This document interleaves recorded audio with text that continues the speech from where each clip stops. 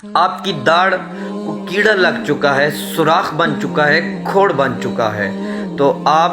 یہ چیزیں استعمال کریں، انشاءاللہ عز و جل آپ کی داڑھ کا کیڑا بھی ختم ہونا شروع ہو جائے گا اور درد بھی ختم ہو جائے گا۔ یہ چیزیں جو آپ کو میں بتا رہا ہوں یہ ہر گھر میں موجود ہوتی ہیں۔